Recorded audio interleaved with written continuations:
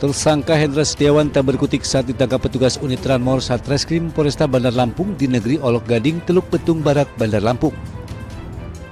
Tersangka ditangkap setelah nekat membawa kabur sepeda motor milik korban yang baru dikenalnya di akun media sosial.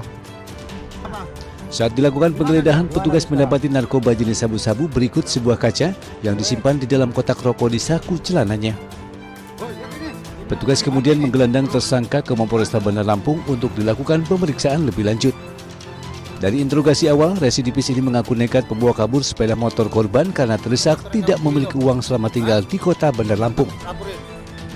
Tersangka kemudian berinisiatif membuat akun media sosial dengan menyamar sebagai seorang wanita. Setelah berkenalan dengan calon korbannya, tersangka melancarkan aksinya dan meminjam motor korban dan kabur. Atas perbuatannya itu, tersangka kini mendekam di rutan Mapolresta Bandar Lampung dengan ancaman pidana 5 tahun kurungan penjara. Dari Bandar Lampung, Andreas Apandi, iNews melaporkan.